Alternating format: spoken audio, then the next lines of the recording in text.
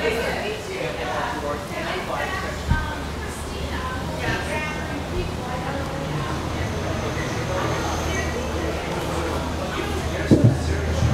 right, ladies and gentlemen, please gather around the podium here so that I can introduce our next speaker. You definitely don't want to miss this. I am the very short person in the shrubbery with the big voice. So if you can hear me, please come into the main perennial mall so that you can get to hear what I've been waiting to hear all morning. And the reason why we are all here is about AmpleHarvest.org. So if you can hear me, please gather around. We would love to get your attention on this fabulous, fabulous event. Don't forget, we have the produce drive at the back of the perennial mall. If you have any extra produce at home, please remember to drop it off, where it will be divvied up among some fabulous organizations. And our vendors here in the perennial mall as well are excited to see you and give you some great information, as well as our informational tables and booths. With that being said, I'm going to go ahead and get started. I'm going to introduce somebody who is very, very special and who is going to give you some information today about AmpleHarvest.org. And he is quite the magnanimous speaker, I must say. He's going to get you all revved up about things you didn't even know you were going to be excited for.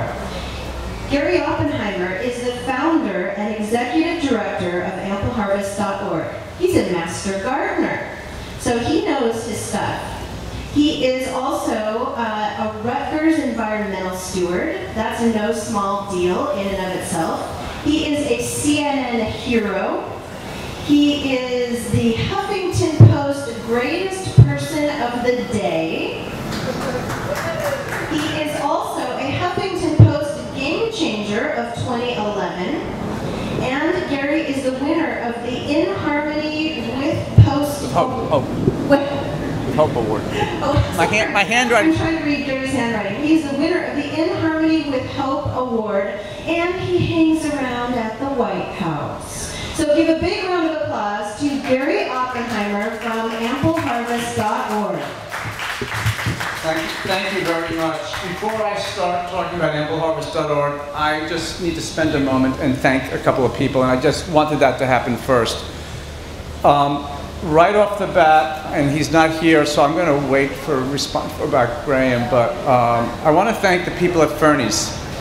The staff, the people, you folks have been amazing. This venue and the work you've done, I deeply appreciate it, and so will the rest of Seattle, so thank you very, very much. Absolutely. There are two gentlemen here, Ron and Ken from Ezra's Organics. If you're not familiar with their products, these are grafted tomatoes, and they're wonderful, and this was Ron's inspiration, so you can find them over there later. Graham is back, and I have to say that as a speaker, as a general rule of thumb, you do not want to follow puppies or children on stage.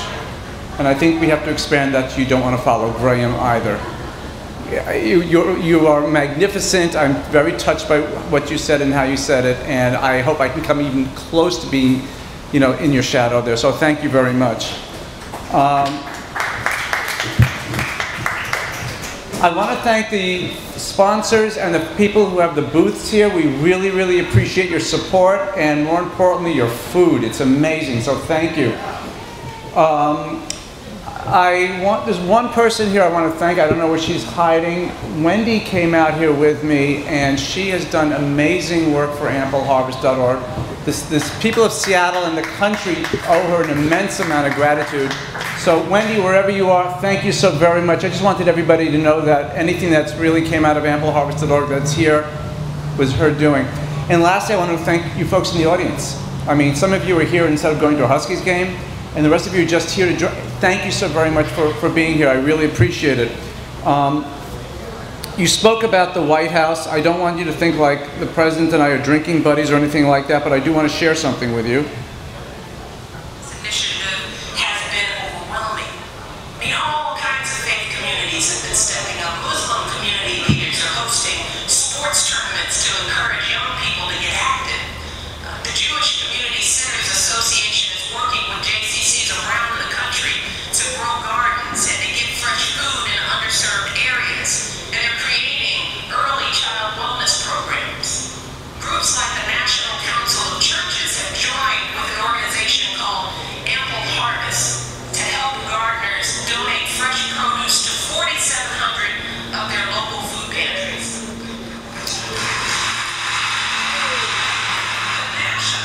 If you're not familiar with the voice, that was a Valentine's Day gift from First Lady Michelle Obama this past February, on the first anniversary of the creation of her Let's Move initiative that strives to get people eating better and moving or exercising. The White House has been an immense supporter, as has been the US government and many other organizations. I was going to start with something. I'm just going to say, I think people grow up thinking, dreaming rather, at some point in their life, they want to be something special. I wanted to be Superman. Some people want to be an astronaut or the President of the United States or a rock star or an athlete, but the majority of us never get a chance to be the hero that we'd like to be. And I'm going to show you how we have the opportunity for 40+ million in this country to become heroes that they never knew that they could be. I'm going to start with another point. Normally I'm speaking in front of a presentation and I can point to things and you can see stuff on the screen. Well, you got Fernie's sign in AmpleHarvest.org, which I just found out yesterday has a misspelling in it, so if you can find it, good for you. But I'm going to have to use some color to describe the pictures that you're not seeing, so bear with me on this. There are 50 million food insecure people in America. Now, food insecurity is a fancy word, and it basically means either you're hungry or you're at real risk of being hungry. If you open up your cupboard and there's a single can of tuna fish, you're not hungry yet, but you're at real risk. That's food insecurity. We're talking about 1 out of 4 children in America under the age of 6 living in a food insecure home. And in the Hispanic community, it's 1 out of 3 children. So I want to put this in perspective, and this is where I'm going to have to paint a picture with words, so just stick with me for a minute. Alaska, Arkansas, Connecticut, Delaware, Hawaii, Idaho, Iowa, Kansas, Kentucky, Maine, Missouri, Montana, Nebraska, New Hampshire, New Mexico, Nevada, North Dakota, Oklahoma, Oregon, Rhode Island, South Dakota, Vermont, and West Virginia. I've read you the name of 23 of our 50 states, and if you took the combined populations of those 23 states, you now have 50 million people. So that's the scope and the magnitude of the problem we have in America, where people who don't have access to healthy food or an adequate supply of food in general. The people who go, the people in this population, and I want to say one other thing. These people are not necessarily the chronically poor that you think about on the other side of the railroad tracks. They may be you, they may be your next door neighbor. This is 1 out of 6 people in America, and if this had been a larger audience, what I would have said is what I've said in other speeches. Look around you for as far as your arm can reach. If you are not food insecure, somebody within arm's reach of you is. That's how common, unfortunately, and in our economy today, it may well be your middle-class next-door neighbor who got laid off, and they're struggling to keep the home, and they're struggling to pay the bills. It's not them. This is now us. This is an American problem, and we have an American solution. The people who are food insecure typically go to what here in the Northwest is called a food bank. In much of America is called a food pantry. In some places they're called food cupboards, food shelves, or food closets. I'm going to use the word food pantry, even though that's not what's used in Washington, Oregon. I'm going to do that for a reason, because I want to make a distinction. Food banks throughout most of America are large industrial warehouse operations. Think of it like a factory-sized thing where tractor-trailer loads of food come in and gets inventoried in a big warehouse. Think of that as a food bank. Food pantries are these little organizations in a house of worship, in a YMCA. They're in the community, 33,500 of them across America. The pantry goes to the food bank to get food. It comes back to the pantry, and then they get to the people in need. So I'm making a distinction in this discussion because I want you to understand when I'm talking about a big food bank, and I'm talking about the neighborhood food pantry. Here, I know in Washington, it is food bank is used, the same word is used. The food bank system as it exists today is designed to handle an amazing amount of processed food and very efficiently. The tractor trailer loads are coming in. I was at the Lifelines Food Bank here in Seattle yesterday, and it's a typical one. It's a large operation. The one thing that they can't handle very well is produce because of the delivery cycle with the food pantries. Now, for those of you who've ever gone to a food drive in your house of worship, in your business, in your school, what's the one thing they always say? Yes, non-perishables. Cans, boxes, jars, no fresh food. The reason for that is the delivery cycle between the food bank and the food pantry can be measured in days or weeks or months, and fresh food doesn't work. I'm a master gardener, and in 2007 I had a very large amount of food in my garden. My wife came to me and said, "You're not bringing any more of that stuff in the house." And I grew up as a kid in the 50s with the mantra of, there are kids starving in Europe, finish what's on your plate. And so we got used to the idea of you don't waste food. If it's in front of you, you eat it. So this idea of wasting food that I grew was really gnawed at me, and I found a battered women's shelter in my town and I donated the food. And one of the things that struck me as I left, the woman who answered the door says, "Thank God, now we can have some fresh food." And it sounded like a strange thing for me to hear. What, are you only getting canned food? The following year, 2008, the exact same thing, and the same woman answers the door, and she said the exact same thing. "Thank you, now we can have some fresh food." I didn't know that I was getting a glimpse of the life of 50 million Americans. Move forward just a little bit. 2008, late in the year, I was asked to take over the directorship of a community garden in my town. It was already existing. The woman who created it was moving on. I at first didn't want to do it because, frankly, I have my own garden stuff, but they badgered me, so I took it. While we are having a setup meeting in late '09, one of the people says to me, "You know, it really bothers me, August, September, people are bored, they're overwhelmed, there's food, and it's being left to rot in the garden."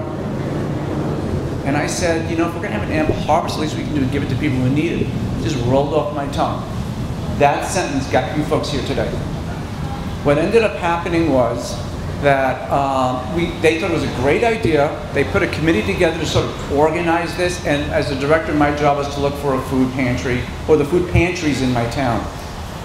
Google said the nearest food pantry was 25 miles away in Morristown, and I knew that was wrong because I was already donating to a shelter.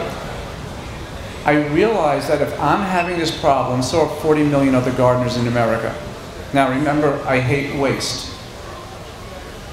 The next morning I'd gotten up, I just, for the hell of it, went on the internet to see if AmpleHarvest.org as a domain taken, and it wasn't. So I signed up and I spent $9, which put me in a problem because I'd spent the $9 and I don't like wasting things.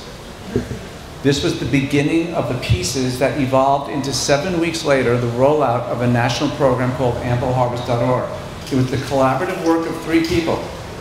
Myself, a woman in Missouri who I've never met, who donated her time and talent, and who is a former food pantry client and still lives in Section 8 housing, and she's an amazing artist, and a guy in New Jersey who did the data engine in the background. So anything on AmpleHarvest.org, if it's pretty, she did it.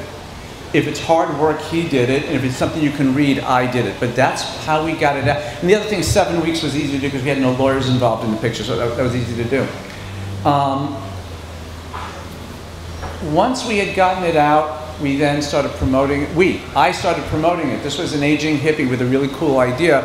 And I had to introduce America to the idea that we have food in our backyard and we have food pantries who could use it, and I had to build this thing up, and it continued to build up and build up and build up. What I realized what was going on, that we had 40 million growers in America who did not know that they could donate food. And we had, at the time, 28,500 food pantries in America who did not know that they could get food. That number, unfortunately, has since grown out to 33,500 pantries.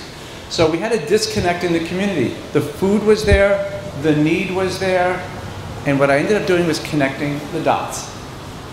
What made AmpleHarvest.org work so well is I didn't touch the food. I was connecting the grower to the food pantry.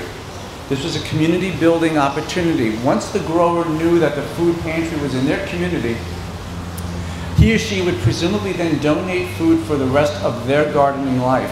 Furthermore, that person now became the vector through which this information spread to their network of friends in the community.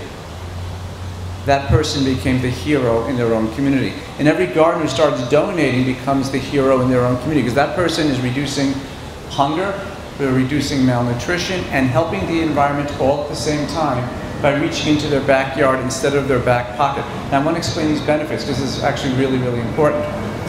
From the hunger side, admittedly, by and large in America, we don't have people sprawling on the streets, starving like you might see in some third world countries. We do, however, have very hungry people. The other side of the problem, by the way, which is what Graham really touched on, is that it's not that we have people who are starving. We are an exceedingly malnourished yet overfed society. People eating too much of absolutely the wrong stuff. Unfortunately, for people who don't have the money, cheap calories are the worst ones, but they're the ones you can afford to buy. It's a real unfortunate problem. What I've discovered is that the opposite of hunger isn't full, it's health. And this is part of what we're trying to get at. So building this connection allowed a community building activity to take place within the community.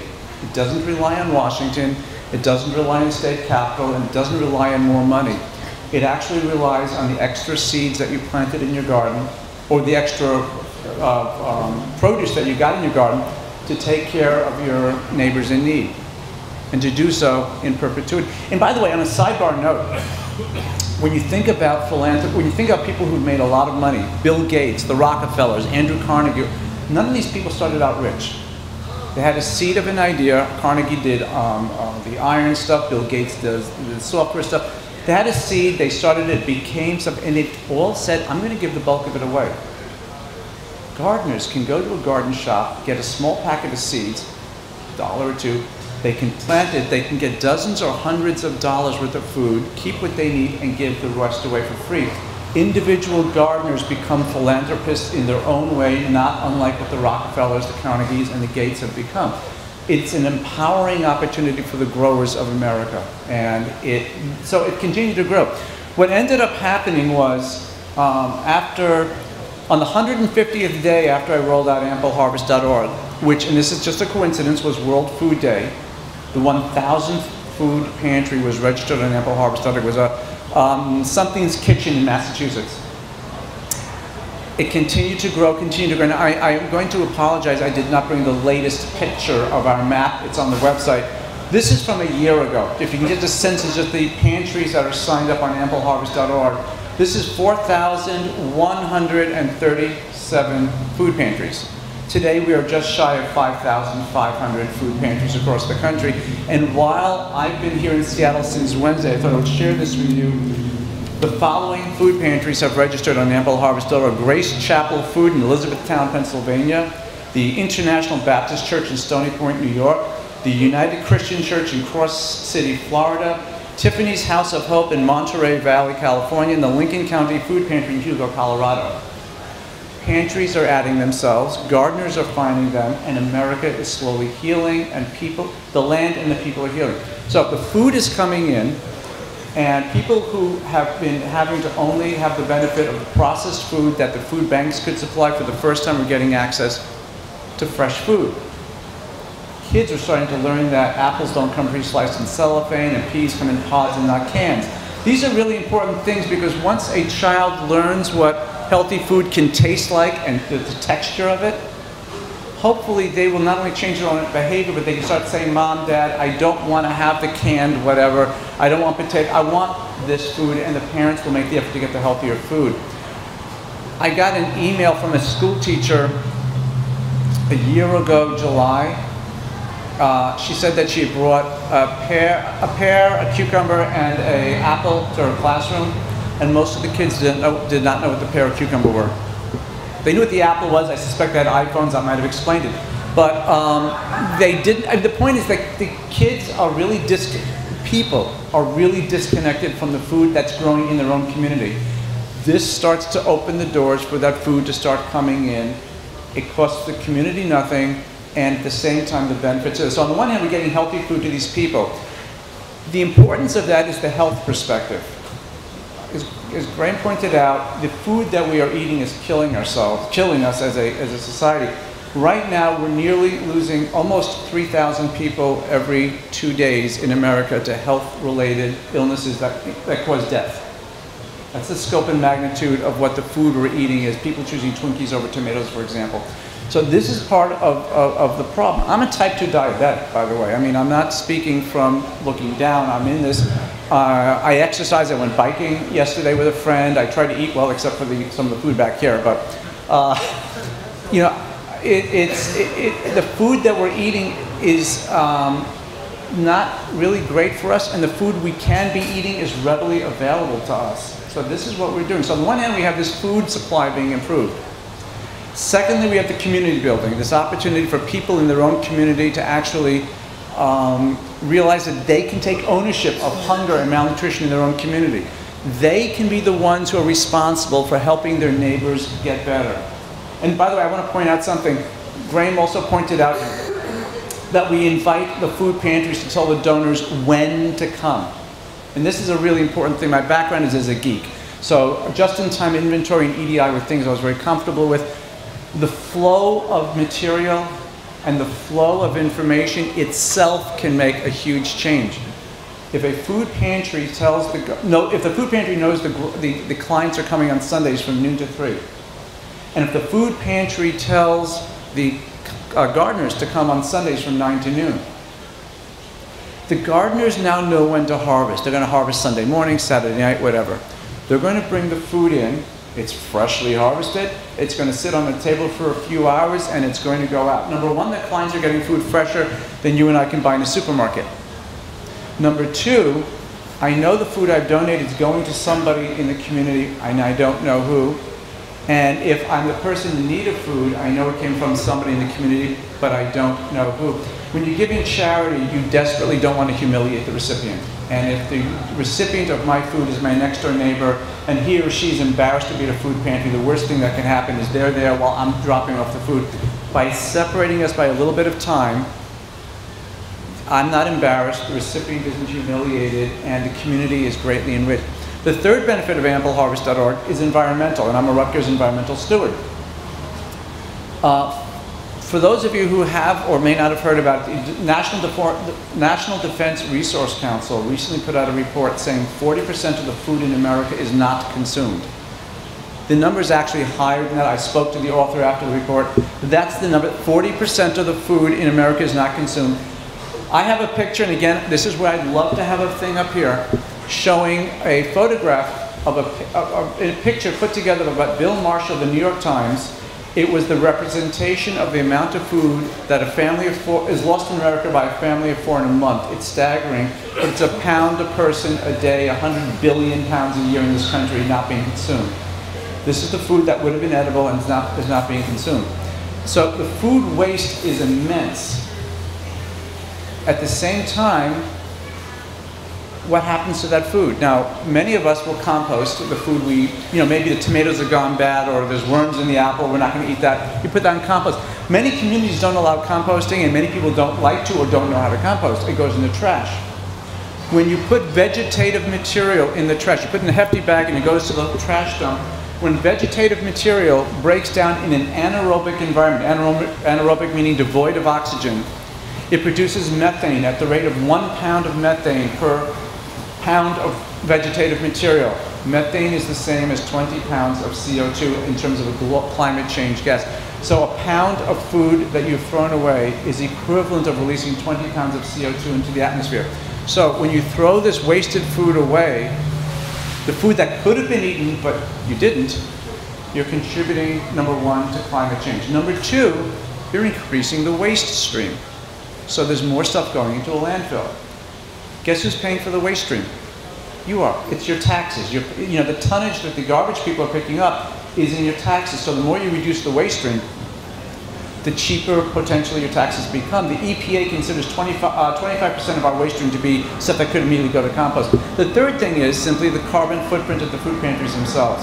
When a can of beans is brought from, say, here I am in California, in the West Coast, and I'm from Jersey, so I'll try to turn it around the other way. When peaches from New Jersey are brought to Washington State, I'm not used to doing this the other way around. When peaches come here, they have to be trucked all the way across the country in a can. By the way, there's sugar added to that, so that's not good for the person who's eating it. The peaches get consumed and the can gets thrown away. The carbon footprint of the food has been increased, and you've increased the waste stream.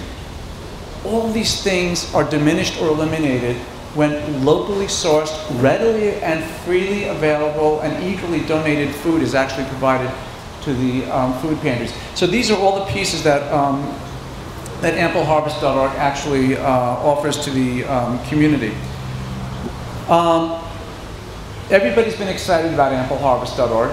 It's been it resonates with people, it resonates with governments, it resonates with the food banks. Everybody likes it, and it's gone global. We've been sharing the knowledge with food bank people in other countries. I've had calls either by Skype or telephone with folks from Canada, the United Kingdom, Israel, this past Tuesday, Greece, South Africa, Australia, New Zealand. No one sent me an airline ticket yet. I'd love to do this in person, but someday. But the point is, the international community says, this thing in America is really cool. We're sharing the knowledge. We're saying, this is what we've done. This is what works. This is what doesn't work. This is the legal issue that you may need to take to your government. And I'm going to tell you about that right now, because this is really important. People are sometimes afraid or nervous about donating food, because what if somebody gets sick and I get sued? This is a very litigious society, after all.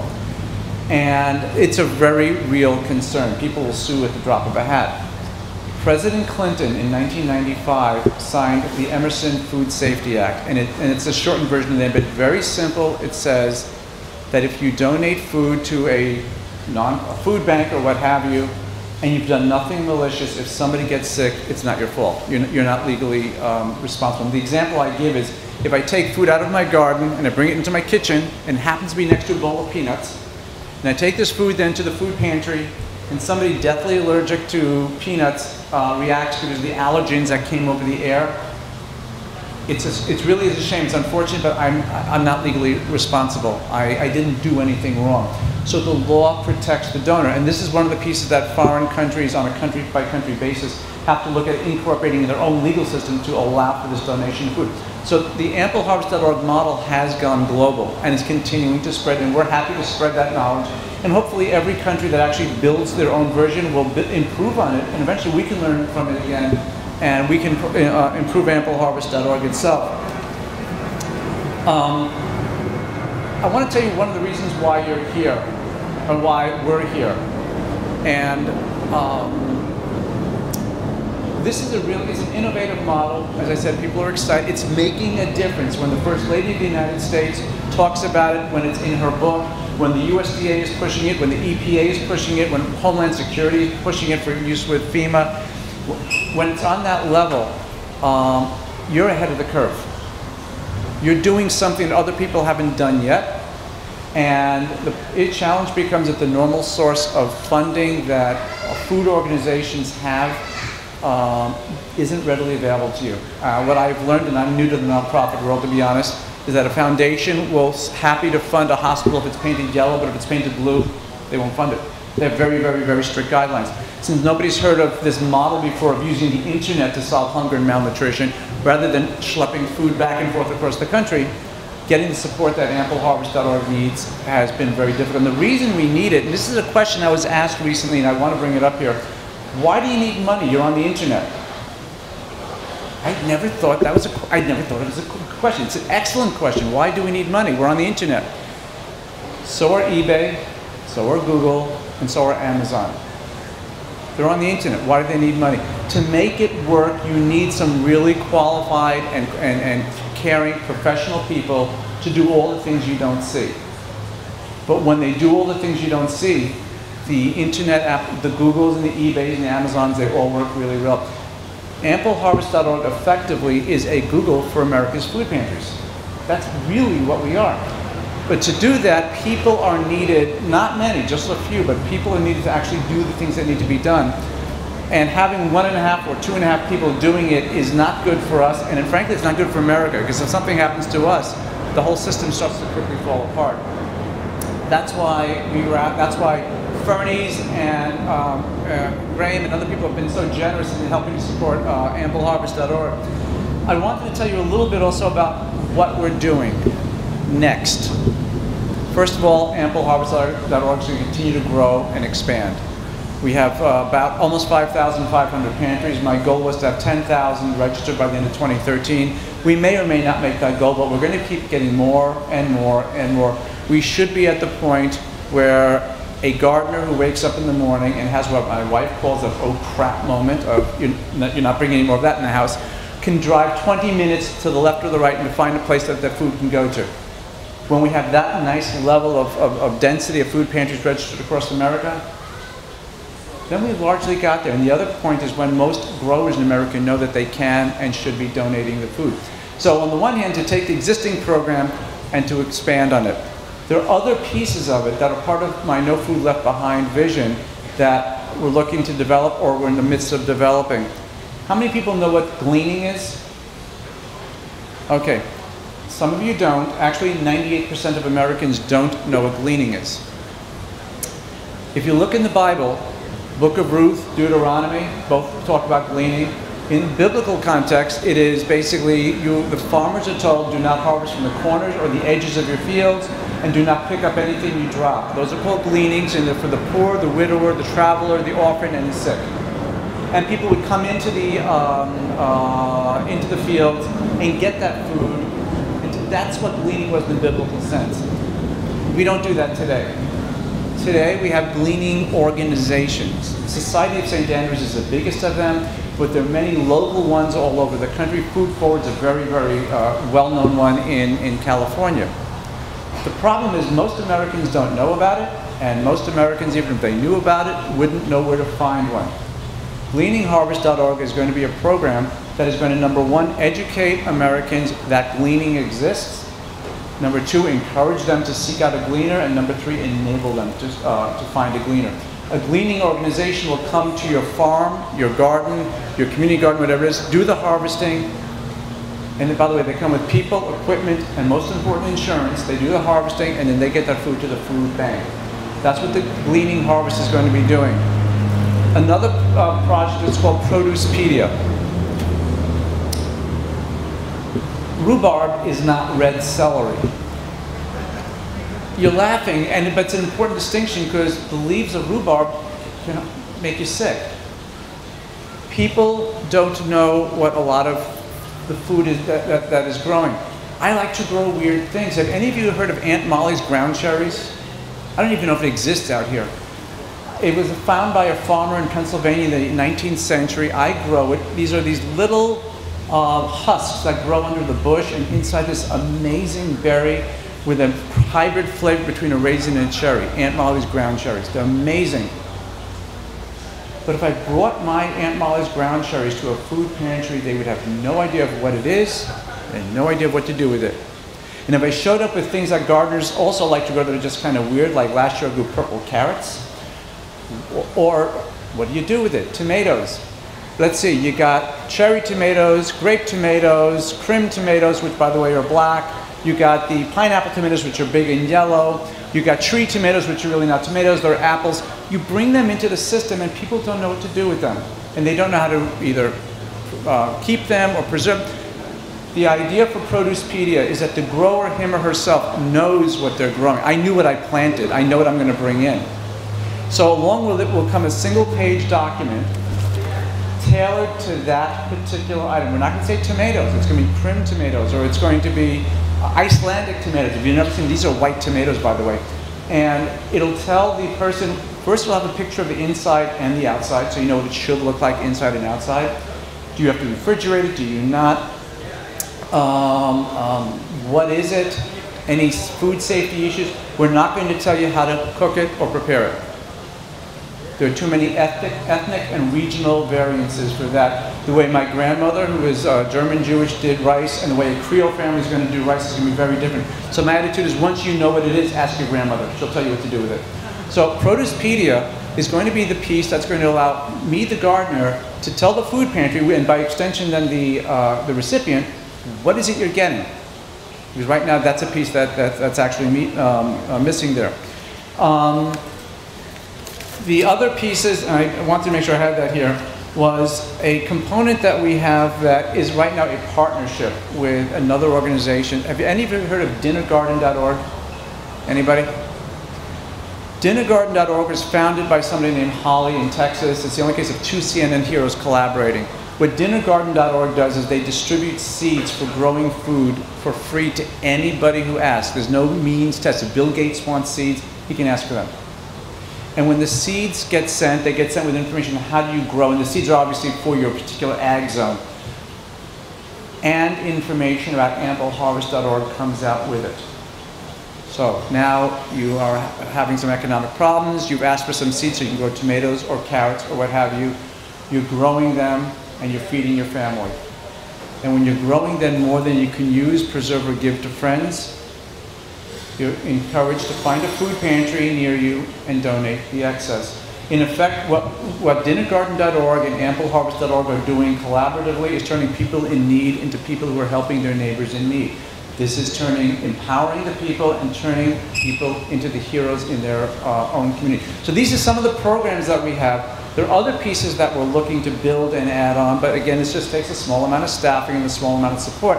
So the fact that you folks are here is wonderful for us in that, A, you're learning about AmpleHarvest.org, and please, please, please, don't be shy. I'd like you to tell all your friends and family across all 50 states about this opportunity for them to reach into their backyard instead of their back pocket to help their neighbors in need. And let each person help to spread that information, because this is something that's, pardon the word, it's American grown, and it's an American solution to a problem that we're having. And it's a solution that is exportable and being exported, and it's being implemented on a local level across the country. I didn't want to overstay my time, and I did. But I do want to ask, I'd love to answer any questions anybody might have, and I'd love to hear ideas from anybody, any ideas you may have. AmpleHarvest.org is a great program, it's doing amazing things, but there are people who have other ideas we'd love to hear them. So, any questions from anybody?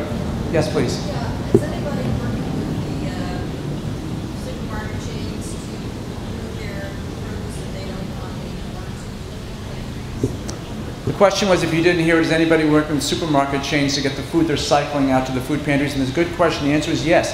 Feeding America does have a program to do that, and they're working on expanding it. We're working collaboratively with Feeding America. Feeding America is the big organization in America that sort of coordinates all the regional food banks. They work with the supermarket chains.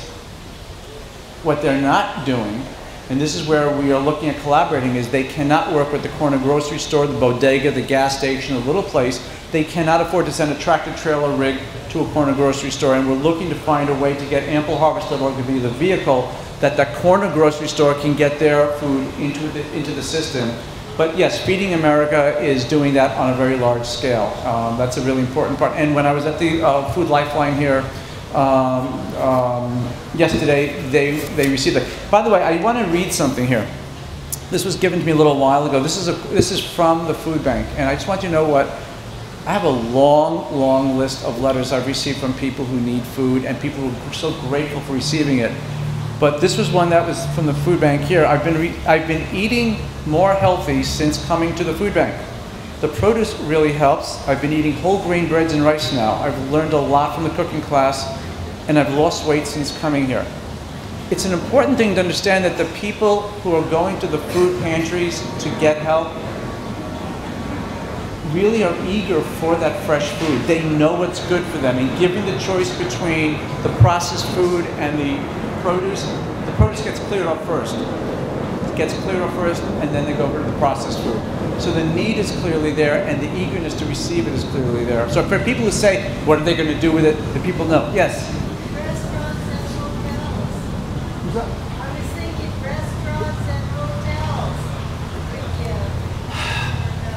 AmpleHarvest, the question was about restaurants and hotels, and as Graham and his wife and Wendy and I and some of the other people here discovered last night, restaurants are notorious for giving you far too much food. And they're trying to keep you as a customer, and I don't want to be too critical, but they're actually shortening the revenue stream because you'll die earlier. The issue is this: by and large, food pantries only take whole, either processed or fresh food, but whole food. They're not going to take food that's been cooked or food that's already been touched, so that you're not going to, well, I mean, if I stand corrected, then tell me that, but give me a minute. By and large, they will only take whole food.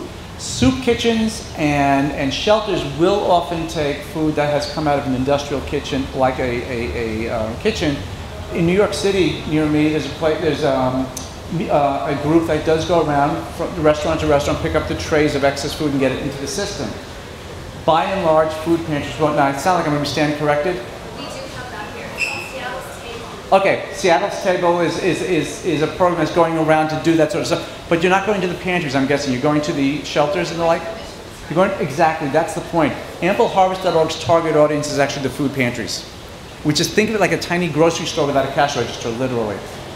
There is an immense amount of food waste there, and the way to reduce the food waste, in my opinion, is to offer the patron less food, and then say, if you want more, let us know, we'll bring you some more. That's the common sense thing. By the way, this is really important. I almost forgot about it. The holiday season is not that far away.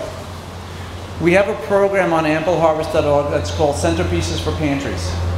You folks are going to be having Thanksgiving dinners, Christmas dinners, maybe you got weddings or other events coming up. You put out tables, you put out, and Fernies, forgive me on this, you put out spreads with flowers and stuff. I got a better idea for you. Forget the flowers. Put out bowls of fruits and vegetables, large ones, decorative ones. Let that be your centerpieces. When your meal is done, donate that food the next day to the food pantry. It'll grace your table one day and feed another family the next. It's cheaper, it's better for the environment, and it's better for your community. And I didn't want to forget that program. Anybody have any other questions? Or yes? Yeah, so did you get to walk around the White House garden? Yes. I've had the privilege of being at the White House 5 times since October, a year ago. And the first time I was invited to tour the White House kitchen gardens. And for those who don't know, Michelle Obama, when the president came into office, took a section not far from the Rose Garden and within sight of the Oval Office. And with Sam Cass, who was their personal chef from Chicago, they put in this magnificent, magnificent garden of food garden. And it is educational, and it is beautifully laid out, and the White House kitchen uses food from there. But I will also tell you that when they're growing more than they can use or preserve, that food goes to a food pantry in Washington called Miriam's Kitchen. Wendy and I went to visit Miriam's Kitchen in July, and really that's more of a soup kitchen. But the White House is donating their excess food to Miriam's Kitchen. The garden is magnificent. I walked around jealous because I live in the woods, so I'm in bear country and deer and coyote and bobcat and too many groundhogs. And no matter what you do, someone's eating some of your food, and no one's touched their food. It took me a while, but I finally figured out they got lots of guys with guns, so there's no deer on the property. But it's a beautiful, beautiful garden. When I had the privilege of meeting the President and the First Lady at the holiday party at the White House in December, the food we were eating had come from the garden. And because they harvest from there, and that's what they serve. So in this magnificent dining hall, these wonderful spreads, I was freshly harvested carrots and broccoli and all these other, it was just wonderful. And there, I'll tell you this, Michelle Obama published a book called American Grown. It's all about the White House kitchen garden and about growing food and doing things healthy. It's a wonderful book for your living room, and all the proceeds of that are going to charity. So go, whether on Amazon or your bookstore, and if you're looking for gifts, take a look at American Grown. And by the way, I won't even tell you the page, but someplace in the book, there's an organization that she talks about. Any other questions or anything else? Nothing. Can I just add one thing to your statement about supermarkets? Please do. You want the mic? Yeah. Wait. Bring. You're competing with airplanes. On the supermarket thing,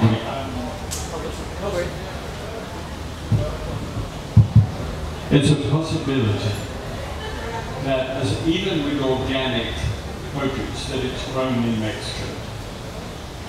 That means it's going to be from plucking to loading to distribution by vehicle to offloading and sorting and putting on the shelf is usually 6 days, all right, under refrigeration. Then it's on the shelf for maybe 7, 8, 9, or 10 days, at which time it then becomes available to food packers. So around the 10 or 11 day mark, nobody had, to my knowledge, done any nutritive analysis of plants, what we call TOOG, time out of ground. But everybody knows intuitively that as the days go on, the nutritional value drops. So even if you're getting best grown organic material in Mexico, by the time it gets to the food bank, it may be really substandard food. Again, we really don't need to keep doing this. And since we live and grow within a provable distance of a food bank that is responsible for the community in which we live, we have a viable living alternative to something which is okay, but it's really not good enough. Okay? And here's what Trina said to me. No, not Trina. Don't give anything to the food bank that isn't as good as you would give to me on the table, and don't send it down there in any other way but fully washed and packaged properly, because that's a decent provision to make for decent people. And to actually give rotten fruit produce, poorly washed, to your neighbors is actually really such a negative thing to do. Right? Now, I want you to know that at one time, in New York City, Trina and I went for her to receive potentially an Emmy Award as TV Producer of the Year. And it was in New York City in Times Square. And we had a big coterie of people around our table who were waiting for Trina to get and pat her on the back. She didn't get it. The Today Show got it. So all these people who were waiting to pat her on the back disappeared very quickly, and we were left on our own, feeling, yeah, well, you know, at least she was nominated. So we were walking down the road towards our hotel in New York, when this click of a pair of high heels came between our hands. And this lady carrying one of the programs ran up and said, oh, it's you, please sign my... And we thought, oh well, not everything is lost, you see. So I signed the program and she looked at me and said, oh, I thought you were David Frost. So the reason I'm telling you this is truly the importance of growing our own produce. I want to liken it to being valued in the world and getting an award like that. We had not been even to be nominated.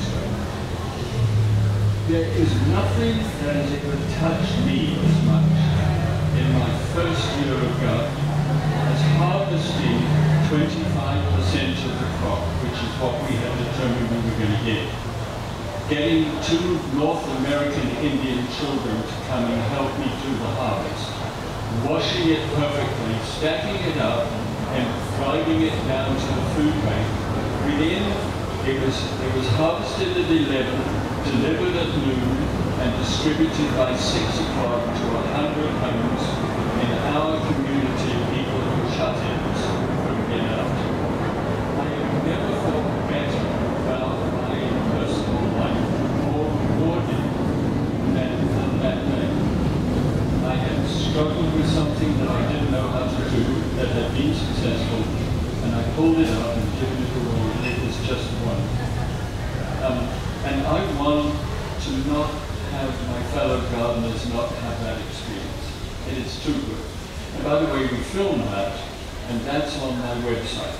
If you want to see that, that's how does your garden grow, and you can touch the screen and you see the whole harvesting and down to the food bank as well. Thanks, buddy. Oh.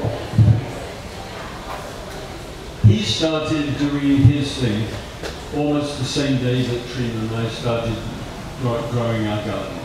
And we just love the idea of eat, grow, gather, and share. That makes the share factor. And we had not truly got somebody who we loved and we knew was actually doing this until we met this guy who started at the same time. Now I'm a Christian and this is a good Jew. So you are looking at a Judeo-Christian. We thank you, Father, for this. So here I am again following a speaker name. Thank you. In so many ways, thank you very, very much. I appreciate it. I'm going to be here. I'm happy to talk to anybody. I do want to say one final thing, by the way. Your comment about the quality of the food you should be donating. On our website. Okay. On our website. Do you need me by the microphone? You're okay. We're often asked, what is the quality of the food that people donate and how do you control that? Well, first, we don't control that. We give people guidelines.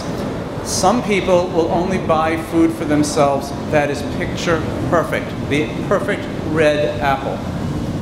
Some people will buy the apple that has all those black dots, that fungus that doesn't hurt you or harm you or taste bad. In other words, it's not the picture perfect apple, but it's a perfectly tasty and nutritious and healthy apple. The guidelines for what you should donate from your garden, and it's on our website, is this. If you would buy it for your family, you can donate it. If you wouldn't buy it at the store for your family, if it's not of that quality, you don't donate it. So for example, if it's as I said, you can, and these are common sense decisions that each person makes on their own about the food and what they're willing to accept. This is what I'm willing to give to the pantry. By the way, the grower is the first person who does the inspection, of course. I'm looking at each thing saying, is it, are there wormholes? Is there insect damage? Or would I eat it? The food pantry themselves is the second layer. They get a chance to look at the food and make sure there's nothing egregiously wrong. And then, of course, the person who's consuming it can say yes or no. But the benchmark is, if it's good enough for me, I will share it with somebody else. So, right in sync with what you've told Graham. Are there any other questions?